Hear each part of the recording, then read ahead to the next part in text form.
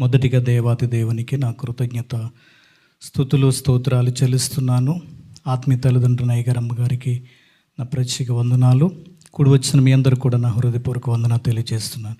దేవుని పరిశుద్ధ గ్రంథము నుండి రోమాపత్రిక 8వ అధ్యాయము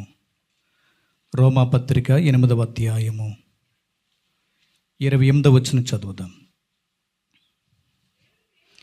దేవుని ప్రేమించు వారికి అనగా ఆయన సంకల్పము చొప్పున పిలువబడిన వారికి మేలు కలుగుటకై సమస్తమును సమకూడి జరుగుచున్నవని ఎరుగుదుము. చిన్ని ప్రార్థన. వాక్యమయ్యున్న దేవా, మీకు స్తోత్రాలు. ఈ పరిశుద్ధ ఆదివారపు ఆరాధన దినమందు మా అందరితోనూ మీరు మాట్లాడి మహిమనందమని యేసు నామమున అడుగుచున్నాము తండ్రి, ఆమేన్. ఒక చిన్న చరణం పాడదాం. పాట పాడేదా యేసయ్య పాట, హృదయ వీణెల నోట.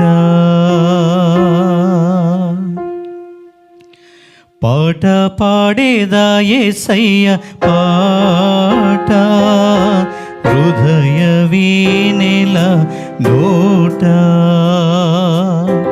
ఆత్మతో సాత్యముతో, ఆత్మతో సాత్యముతో స్తుతించి కీర్తించి ధ్యానించేదను, స్తుతించి కీర్తించి ధ్యానించేదను.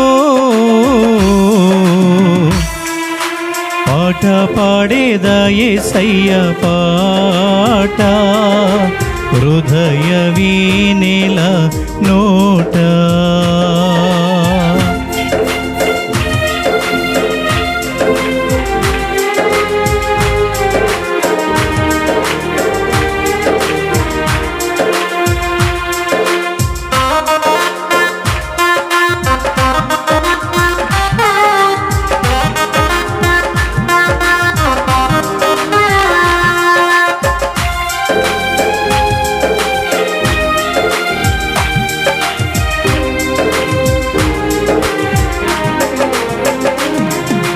పాపిని శుద్ధిగా చేయాలని దేవుడే మనిషిగా జన్మించి,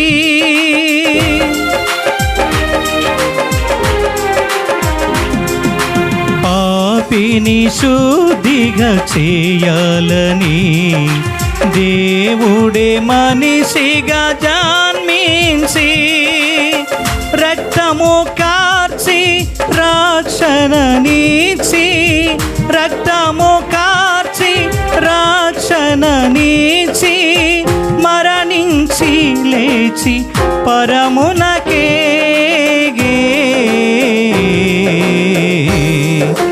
పాట పాడేదా యేసయ్య పాట, హృదయ వీణెల నోట. పాట పాడేదా యేసయ్య పాట, హృదయ వీణెల నోట. ఆత్మతో సాత్యముతో, ఆత్మతో సాత్యముతో స్తుతించి కీర్తించి ధ్యానించేదను, స్తుతించి కీర్తించి ధ్యానించేదను. పాట పాడేదా యేసయ్య పాట, హృదయ వీణెల నోట. దేవునికి స్తోత్రం. హల్లెలూయా. దేవునికి మహిమ కలుగును గాక. సమయం చాలా తక్కువగా ఉంది, బల్లారాధన కూడా ఉంది కాబట్టి వేగంగా చదువుకున్న వాక్య భాగాన్ని ధ్యానించుకుందాము. ఎందుకో ఈ పాట దేవుడు గుర్తు చేసి పాడమని ప్రేరేపణ ఇచ్చారు. పాపిని శుద్ధిగా చేయాలని దేవుడే మనిషిగా జన్మించి రక్తము కార్చి రక్షణనిచ్చి మనకు స్థలము సిద్ధపరచ మరల తిరిగి పరమునకు వెళ్ళిన దేవుడు. స్తోత్రం. హల్లెలూయా. ఇప్పుడు మూల వాక్యములోనికి వచ్చి మనం చదువుకుని ఉండగా ఇక్కడ వ్రాయబడిన దేవుని మాటలు, దేవునిని ప్రేమించు వారికి అనగా ఆయన సంకల్పము చొప్పున పిలువబడిన వారికి మేలు కలుగుటకై సమస్తమును సమకూడి జరుగుచున్నవని ఎరుగుదుము. దేవునికి స్తోత్రం. హల్లెలూయా. దేవునిని ప్రేమించు వారికి, దేవునిని మనం ప్రేమించటం వల్ల దేవునికి ఏమిటి లాభం, ఆయన కలిసి వచ్చేది ఏమిటి? ఇందులో చాలామంది మనలో అనేకులు దేవుణ్ణి ఇప్పుడిప్పుడే ప్రేమిస్తున్నారు. ఆయన చేసిన మేలును బట్టి, ఆయన చేసిన ఉపకారాలను బట్టి, ఆయన చేసిన ఆశ్చర్య అద్భుత మహత్కార్యాలను బట్టి ఇప్పుడిప్పుడే మనం దేవుణ్ణి ప్రేమిస్తున్నాం. దేవుని ప్రేమ మనకు చాలా అవసరం. దేవునిని ప్రేమించకపోతే నష్టపోయేది మనమే. అయితే ఇక్కడ మనం గమనించవలసిన శ్రేష్టమైన విషయం ఏంటంటే, ఆయన మనలను ఎంతో ప్రేమిస్తున్నారు. అందుకే యోహాను సువార్తలో చెప్పబడిన మాట, దేవుడు లోకమును ఎంతో ప్రేమించను. యోహాను 3:16లో ఉన్న మాట, దేవుడు లోకమును ఎంతో అంటే అక్కడ లోకములో అంటే లోకాన్ని ప్రేమించలేదు, లోకములో ఉన్న మనల్ని దేవుడు ఎంతో ప్రేమించారు. దేవునికి స్తోత్రం. ఇప్పుడు దేవుడు మన నుండి కోరుకొనొచ్చినది ఏంటంటే, ఆయన మనల్ని ఎంతో ప్రేమించాడు. ఆ ప్రేమంతా కలువరి సిలువలో మనకు అర్థమయ్యేలాగా ఆయన మనకు కనబరిచారు. హల్లెలూయా. ఇప్పుడు మనం దేవుణ్ణి ఎంత ప్రేమిస్తున్నామో మన ప్రేమను కూడా దేవునికి తెలియచేయాలి. హల్లెలూయా. అందుకే కీర్తన భాగములో కీర్తన గ్రంథము 27వ అధ్యాయము 8వ వచనం చదువుదాం. నా సన్నిధిని వెదుకుటని నీవు సెలవీయగా, యెహోవా నీ సన్నిధిని నేను వెతికెదనని నా హృదయము నీతో అనెను. దేవునికి స్తోత్రం. దేవుణ్ణి ప్రేమించటం అనగా అర్థం ఏంటంటే, ఆయన సన్నిధిని వెతకాలి. దేవుడు అడుగుతున్నారు, నా సన్నిధిని నీవు వెతుకుమని నీవు సెలవీయగా, యెహోవా నీ సన్నిధిని నేను వెతికెదనని నా హృదయము నీతో అంటుంది. హల్లెలూయా. దేవుడు మన నుంచి కోరుకొనుచున్నది ఏంటంటే, నీవు నా సన్నిధిని వెతుకు అని దేవుడు సెలవిస్తే ఆ భక్తుని హృదయము దేవునికి సమాధానం ఇచ్చిందంట. మౌనంగా ఉండలేదు. ఏమని సమాధానం ఇచ్చిందంటే, నీ సన్నిధిని వెతికెదనని నా హృదయము నీతో అనెను. దేవునికి స్తోత్రం. అంటే వాస్తవంగా దేవుని ప్రేమను ఎరిగిన మీరు, ఎరిగిన మనము, మారు మనస్సు పొందిన మనము, నమ్మి బాప్తిసం పొందినటువంటి మనము అప్పుడే దేవునికి ఏమిచ్చామంటే, నీ సన్నిధిని వెతికెదనని మాటిచ్చాం. హల్లెలూయా. బాప్తిసం పొందుతున్న సమయంలో మీకెవరు బాప్తిసం ఇచ్చినా సరే, ఆ సమయంలో దైవజనుడు ఖచ్చితంగా కొన్ని మాటలు మిమ్మల్ని అడిగే ఉంటారు. ఏమని అడుగుంటారు? యేసుక్రీస్తును నువ్వు నిజమైన రక్షకునిగా అంగీకరిస్తున్నావా? ఏ పాపమును చేయకుండా దేవుని కొరకు నమ్మకంగా బ్రతుకుతావా? నీ పాపములన్నీ ఈ రక్షణ బాప్తిసం ద్వారా యేసు రక్తములో కడగబడినవని నమ్ముతున్నావా? ఏ కష్టం వచ్చినా, ఏ బాధలు వచ్చినా, ఏ శ్రమలు వచ్చినా దేవుని సన్నిధిని విడిచిపెట్టకుండా నీ ఉంటావా అని ఏదో ఒక మాట మిమ్మల్ని ఒప్పుకోలు కొరకు అడగకుండా ఏ దైవజనుడు మీకు బాప్తిసం ఇచ్చి ఉండరు. ఒకవేళ అలా ఇచ్చి అలా అడిగి ఉండకపోతే అది దేవుని దగ్గర అది అసంపూర్ణంగా మిగిలిపోతుంది. ఖచ్చితంగా బాప్తిసం తీసుకుంటున్న సమయంలో దైవజనుని ఎదుట, దేవుని ఎదుట, పరిశుద్ధుల ఎదుట ఈ ఒప్పుకున్న వారికే బాప్తిస్వం. హల్లెలూయా. ఈ రోజున కాసేపట్లో మనం బల్లారాధనలోకి వెళ్ళబోతున్నాం. అయితే ఈ బల్లారాధనలోకి వెళ్ళిపోయే ముందు మన హృదయాలను, మన మనస్సులను ఒకసారి పరిశీలన చేసుకోవాలి. దేవునికి ఒకప్పుడు నువ్వెప్పుడు బాప్తిసం పొందితే అప్పుడు, నువ్వెప్పుడు మారు మనసు పొంది ఉంటే అప్పుడు, ఎప్పుడు నీకు రక్షణ భాగ్యము నీకు కలిగి ఉంటే అప్పుడు నువ్వు దేవునికి ఏమిచ్చావు మాట? నీ సన్నిధిని నేను వెతికెదనని నా హృదయము నీకు దేవునికి ఏమిచ్చావు? మాటిచ్చి బాప్తిసం పొందావు. దేవునికి స్తోత్రం. దేవుని మీద, దేవుని సన్నిధి మీద, దేవుని పరిచర్య మీద, దేవుని సేవ మీద మనకి ఎంత మాత్రమును ప్రేమ తగ్గిపోకూడదు అన్నది ఒక వాక్య సారాంశమై ఉన్నది. దేవునికి స్తోత్రం. హల్లెలూయా. మనము యజ్ఞాలు యాగాలు ఏమీ చేయక్కర్లేదు, కానీ దేవుణ్ణి ప్రేమించటం మనం నేర్చుకుంటే సమస్తమును మేలు కలుగుటకై ఆయనే సమకూడి జరిగించగలిగిన గొప్ప దేవుడై ఉన్నాడు. దేవునికి స్తోత్రం. మనమేమి యుద్ధాలు చేయక్కర్లేదు, మనమేమి బరువులు మోయక్కర్లేదు. నీకు మేలు కావాలని నువ్వు ఆశపడితే, నీ జీవితంలో దేవుని కృప నువ్వు అనుభవించాలని ఆశపడితే, నీకు నాకు మనకు తెలిసి ఉండవలసింది ముఖ్యమైన విషయం ఏంటంటే దేవుణ్ణి ప్రేమించటం మనకి తెలుసుండాలి. హల్లెలూయా.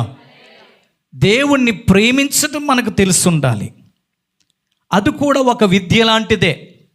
ఏదో నామకహ దేవుణ్ణి ప్రేమించేస్తే ఆయన మాధుర్యాన్ని, ఆయన ప్రభావాన్ని, ఆయన శక్తిని నువ్వు అనుభవించలేవు. దేవుడు నిన్నెంత ప్రేమించారో నీవు కూడా దేవుణ్ణి అంతా ప్రేమించాలి. హల్లెలూయా. ప్రేమించటం అంటే ఇప్పుడే వాక్యంలో చూసాం. నా సన్నిధిని వెతుకుమని నీవు సెలవీయగా నీ సన్నిధిని వెతికెదనని నా హృదయము నీతో అనెను. దేవునికి స్తోత్రం. దేవుని సన్నిధిని ఎన్నడూ దొంగిలించకుండా, విడిచిపెట్టకుండా దేవుని సన్నిధికి రావడమే, దేవుని సన్నిధిలో నీ ఉండటమే, దేవుణ్ణి ఆత్మతో సత్యముతో ఆరాధించటమే నువ్వు దేవుణ్ణి ప్రేమించటముతో అర్థమై ఉన్నది. దేవునికి స్తోత్రం. ఒకసారి దేవుని పరిశుద్ధ గ్రంథములో నుండి అపోస్తుల యోహాను సువార్త చివరి అధ్యాయము, యోహాను సువార్త చివరి అధ్యాయం 21వ అధ్యాయము 15 వచనం చదువుదామా. యోహాను సువార్త 21వ అధ్యాయం 15 వచనం. వారు భోజనం చేసిన తర్వాత యేసు సీమోను పేతురును చూచి, యోహాను కుమారుడైన సీమోను, వీరికంటే నీవు నన్ను ఎక్కువగా ప్రేమించుచున్నావా అని అడుగుగా, అవును ప్రభువా, నేను నిన్ను ప్రేమించుచున్నానని నీవే ఎరుగుదువని ఆయనతో చెప్పెను. దేవునికి స్తోత్రం. 16వ వచనములో మరలా ఆయన, యోహాను కుమారుడైన సీమోను, నన్ను ప్రేమించుచున్నావని రెండవసారి అతను అడుగుగా, 17వ వచనం, మూడవసారి ఆయన, యోహాను కుమారుడైన సీమోను, నన్ను ప్రేమించుచున్నావని అతన్ని అడిగెను. దేవునికి స్తోత్రం. దేవుడు తన శిష్యుడైన సీమోనును ఎన్ని పర్యాయాలు అడిగారు? 3 పర్యాయాలు. ఏమని? నన్ను ప్రేమించుచున్నావా? అంతే. ఇదే ప్రశ్న నిన్ను అడిగితే నువ్వు దేవునికి ఏమని సమాధానం చెప్తావు? ప్రేమిస్తున్నానని చెప్పగలవా? ప్రేమించలేకపోతున్నానని చెప్పగలవా? లేకపోతే నాకుండే సమస్యలు నాకు ఉన్నాయి ప్రభువా, నాకుండే బాధలు నాకు ఉన్నాయి ప్రభువా, నాకుండే కష్టాలు నాకు ఉన్నాయి ప్రభువా, నాకుండే అప్పులు నాకు ఉన్నాయి ప్రభువా, నాకుండే బాధలు నాకు ఉన్నాయి ప్రభువా, నా కుటుంబాన్ని ప్రేమించలేకపోతున్నాను, నా కడుపును పుట్టిన బిడ్డలను ప్రేమించలేకపోతున్నాను, తల్లిదండ్రులను ప్రేమించలేకపోతున్నాను, అందరికి దూరంగా వచ్చి ఇక్కడ బతుకుతున్నాను, నిన్నెలా ప్రేమించగలను అంటే ఆయన ఒప్పుకోడు. దేవునికి స్తోత్రం. హల్లెలూయా. ఒకటే చెప్తున్నాను, ఆయన నిన్ను ప్రేమించాడు కాబట్టి నీకు రక్షణ ఇవ్వడానికి ఈ లోకానికి వచ్చేటప్పుడు ఆయనకి ఏది అడ్డుపడలేదు. ఒకవేళ అడ్డు వచ్చినా ఆ అడ్డులన్నీ దేవుడు తొలగించుకుని నీ మీదున్న ప్రేమతో పరలోకాన్ని విడిచిపెట్టి నీ రక్షణ కోసం ఆయన పరిగెత్తుకుని వచ్చాడు. ఆయన పరిగెత్తుకుని వచ్చాడు పరలోకాన్ని విడిచిపెట్టి, దూతల స్తుతిగానాలు విడిచిపెట్టి, మహిమలోకాన్ని విడిచిపెట్టి, మహిమ సింహాసనాన్ని విడిచిపెట్టి, మహిమ ప్రభావాలను విడిచిపెట్టి దేవుడు ఆయనకున్న అడ్డులన్నీ తొలగించుకుని నీ రక్షణ కోసం ఈ లోకానికి ఆయన పరిగెత్తుకుంటూ వచ్చారు. దేవునికి స్తోత్రం. దేవుని సన్నిధికి భక్తులు కూడా, భక్తులంటే మీరే, మనం కూడా దేవుని సన్నిధికి ఎలా రావాలి? ఎవరు బలవంతం చేయక్కర్లేదు, ఎవరు వస్తావా అని అడగక్కర్లేదు, ఎవరు నీకు ఫోన్లు చేసి నేను రెడీ అమ్మని చెప్పక్కర్లేదు. నీకు నువ్వే సిద్ధపడి దేవుని సన్నిధికి రాగలగాలి. దేవునికి స్తోత్రం. దేవుని మహాకృపలో మనకు ట్రాన్స్పోర్ట్ ఉంది కాబట్టి చాలామంది సమయానికి రాగలుగుతున్నారు. ఒకవేళ ఏ కారణం చేతైనా ట్రాన్స్పోర్ట్ బస్సు కనుక ముందుగా వెళ్ళిపోయి ఉంటే, నీకు ఏదైనా పనుల కారణం చేత ఆలస్యమై ఉంటే ఖచ్చితంగా దేవుని సన్నిధికి నువ్వు ఎలా రావాలి? ఏదొక రీతిగానైనా పరిగెత్తుకుంటూ నువ్వు రావాలి. ప్రభువా, ఈరోజు వద్దామనుకున్నాను, నేను సిద్ధపడ్డాను, కానీ నా కోసం 10 నిమిషాలు బస్సు ఆగలేకపోయింది, అందుకే నేను రాలేకపోతున్నానయ్యా, ఏమనుకోద్దు ప్రభువా, నన్ను క్షమించు అని ఏదో దేవునికి ఆ క్షమాపణ చెప్తే అది అంగీకార యోగ్యమైనది కాదు. దేవునికి స్తోత్రం. ఒక సేవకునిగా నేను ఈ పూట ఈ వాక్యము ద్వారా మీకు చెప్పాలని పరిశుద్ధాత్మ దేవుని ద్వారా ప్రేరేపించబడినది ఏంటంటే, దేవుణ్ణి ప్రేమించటానికి నీకున్న అభ్యంతరాలు, ఆటంకాలు, పనులు, ఇబ్బందులు, సమస్యలు, అప్పులు సాకుగా దేవుని దగ్గర నువ్వు చెప్పవద్దు. చెప్పినా అవి దేవునికి అంగీకారయోగ్యముగా ఉండవు. దేవునికి స్తోత్రం. నీ మనసు దేవుని దగ్గరికి రావాలని ఆశపడుతుందో, లేక ఆగిపోవాలనుకుంటుందో, నిద్రపోవాలనుకుంటుందో, తిండి తినాలనుకుంటుందో, షాపింగ్కి వెళ్ళాలనుకుంటుందో, లేకపోతే ఇంకా ఏదైనా కాలక్షేపమైన పనులు చక్కబెట్టాలనుకుంటుందో, అంత నీ హృదయాన్ని ఎరుగకుండా ఉన్న దేవుడు కాదు. దేవునికి స్తోత్రం. దేవుడు కోరుకునేది ఒకటే, దేవుడు సంఘాన్ని ఎంత ప్రేమించాడో సంఘం కూడా దేవుణ్ణి అంతే ప్రేమించాలి.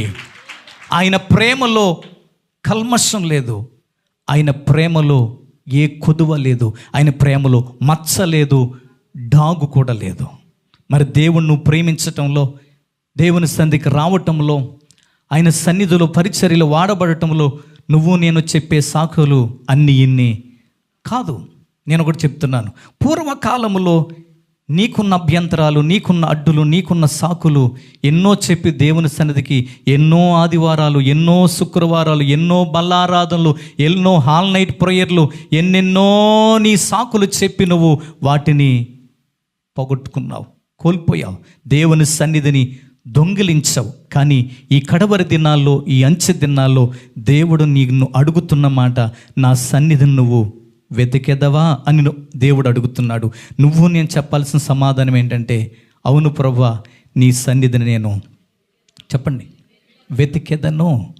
హల్లెలూయా. హృదయంతో చెప్పాలంటమాట, పెదవులతో చెప్పే ఒప్పుకోలు అవ్వదు. అది దేవుడు అంతరంగాన్ని చూసే దేవుడు. దేవునికి స్తోత్రం. మూలవాక్యంలోకి వస్తున్నాను. దేవుణ్ణి ప్రేమించే వారికి, అనగా ఆయన సంకల్పం చొప్పున పిలువబడిన వారికి మేలు కలుగుటకై సమస్తమును సమకూడు జరుగుచున్నవని ఎరుగుదము. ఇద్దరు వ్యక్తుల్ని మీకు పరిచయం చేసి పుట్టిన వాక్య భాగాన్ని ముగిస్తాను. హల్లెలూయా. దావీదు గురించి మీ అందరికీ చాలా సందర్భాల్లో విన్నవారే, తెలిసిన వారి అయినా మరొకసారి గుర్తు చేస్తాను.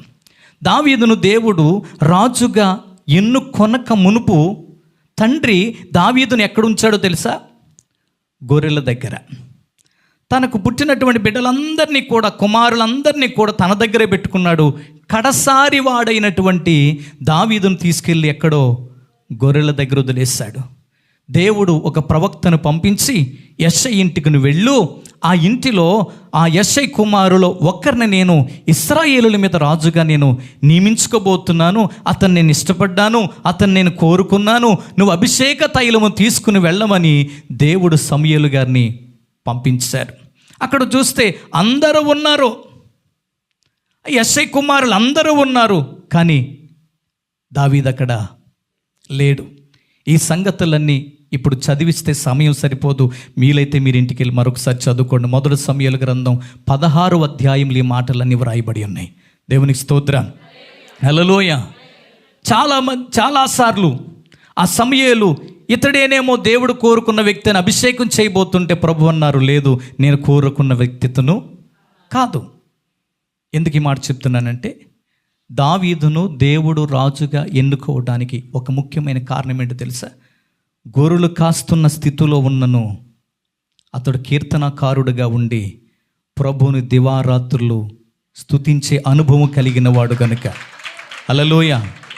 దావీదు దేవుణ్ణి ప్రేమించాడు కాబట్టి, దేవుణ్ణి ప్రేమించిన దావీదును రాజుగా చూడాలని దేవుడు ఆశపడ్డాడు.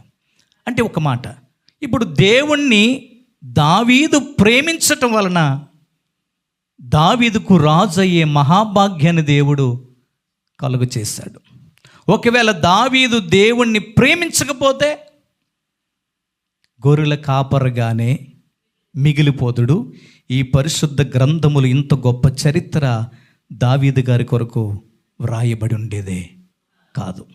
ఇప్పుడు దావీదు రాజుగా అభిషేకించబడడానికి ఏంటి క్వాలిఫికేషను? జ్యేష్ఠుడు కాదు, అందగాడు, రూపశీలుడు, ఇంకా వీళ్ళ అన్నయ్యలు ఇంకా దావీదు కంటే అందగాళ్ళంట.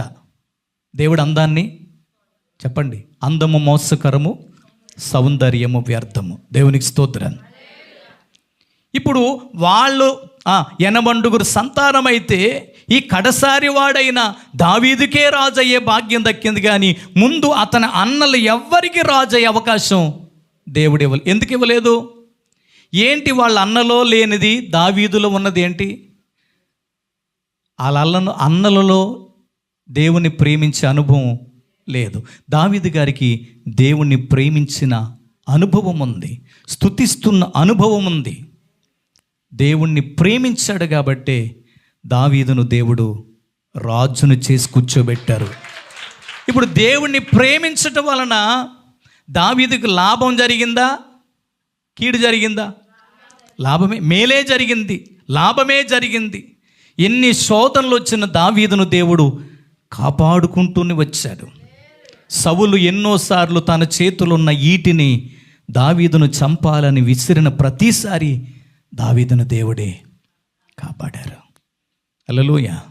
ఇప్పుడు రాజు అవ్వడానికి గల ముఖ్యమైన కారణం ఎత్తో, పొడవో, బలమో, జ్ఞానమో కాదు, కానీ దావీదు గారిలో ఉన్న ఒకే ఒక్క అర్హత ఏంటో తెలుసా?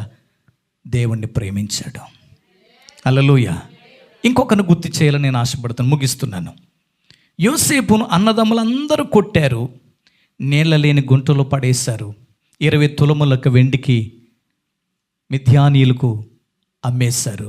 చెయ్యని నేరానికి జైలు పాలయ్యాడు, నేరస్తుడిగా ఉండిపోయాడు.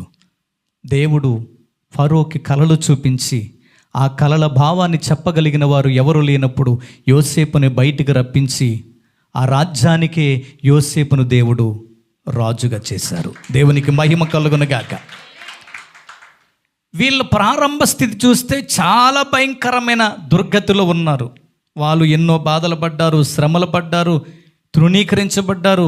ఎవరి ఎన్నికల్లో వాళ్ళు లేరు, వాళ్ళు చెప్పుకునే అర్హతలు కూడా వాళ్ళ దగ్గర లేవు. కానీ వీళ్ళు ఒక్కసారిగా అంత గొప్పవాళ్ళుగా ఎందుకు ఎదిగారంటే నా మూల వాక్యం, వాళ్ళు దేవుణ్ణి ప్రేమించారు.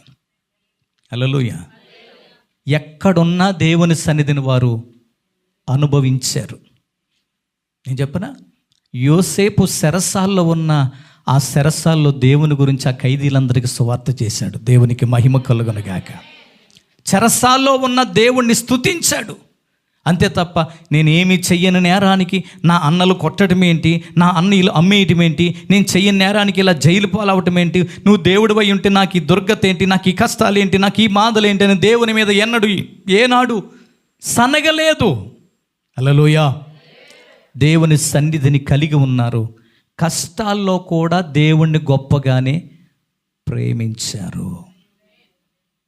దేవుని సేవకునిగా ఒక మాట చెప్తున్నాను, నీకు అన్నీ బాగున్నప్పుడు దేవుణ్ణి ప్రేమించటం కాదు, నీ పరిస్థితి తలకిందులైనా, నీ జీవితం తారుమారైనా, నీకెన్ని బాధలు వెంటాడుతున్నా, అప్పుడు ఇప్పుడు ఎప్పుడు దేవుణ్ణి నువ్వు గొప్పగా ప్రేమిస్తే దేవుడు ఏ క్షణాన్నైనా నీ జీవితాన్ని మార్చగలిగిన సమర్థుడు, అద్భుతం చేయగలిగిన సమర్థుడు, మేలు చేయగలిగిన సమర్థుడు. ఈ మాట చదివినప్పుడు నాకు చాలా సంతోషం అవుతుంది. ఏమంటున్నానంటే, దేవుణ్ణి ప్రేమించటం మన వలనైతే మనకు సమస్తాన్ని మేలు కలుగొట్టుకై సమకూడి ఆయన జరిగించగలిగిన సమర్థుడైన దేవుడు. దేవునికి స్తోత్రం.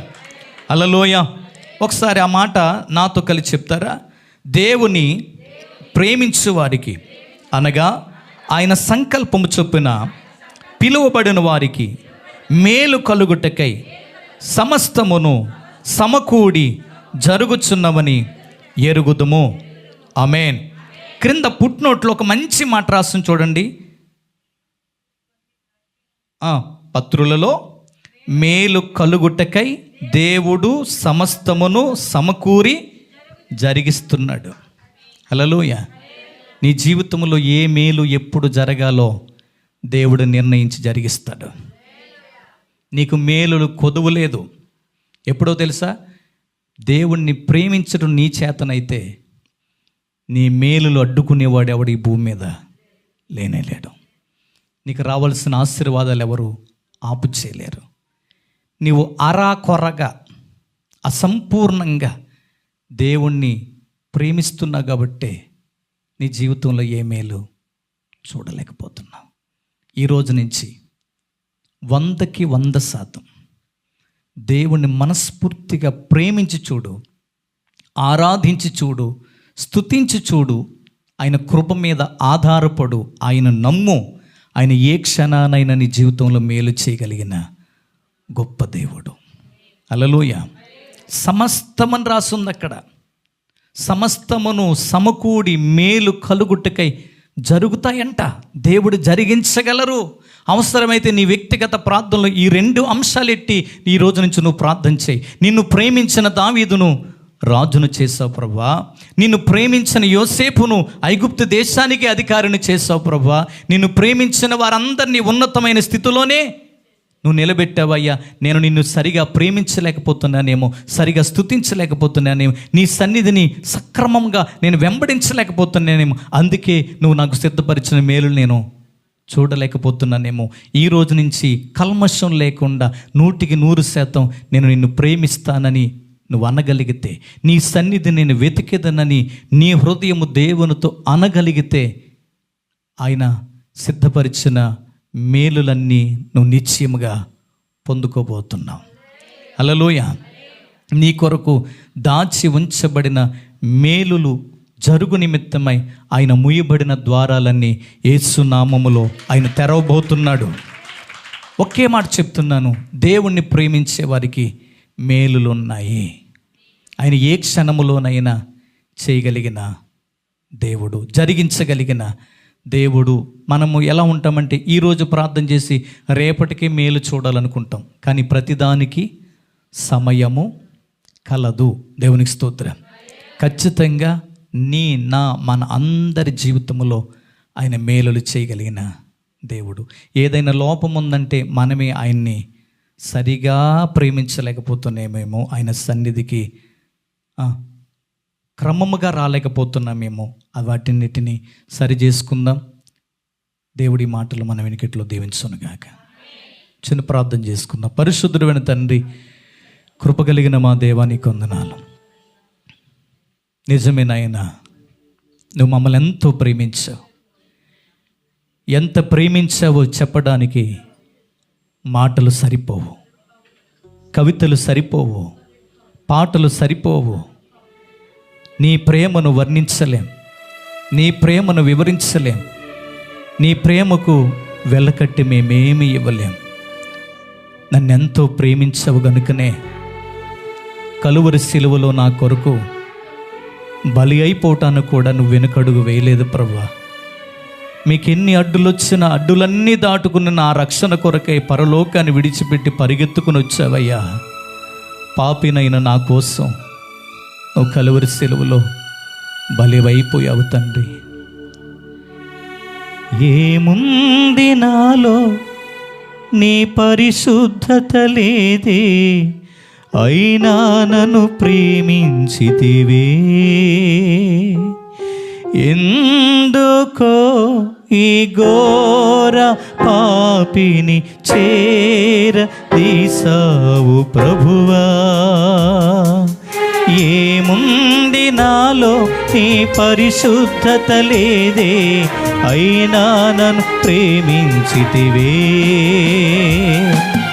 అయినను నన్ను ప్రేమించావు, కరుణించావు, నన్ను రక్షించావు. అయినను నన్ను ప్రేమించావు, క్షమించావు, నన్ను రక్షించావు. ఎందుకో ఈ ఘోర పాపిని చేరదీసావు ప్రభువా. ఏముంది నాలో నీ పరిశుద్ధత లేదే, అయినా నన్ను ప్రేమించితివే. అవునయ్యా, నువ్వు నన్ను ప్రేమించావు గనుకే పరమును విడిచి వచ్చావు.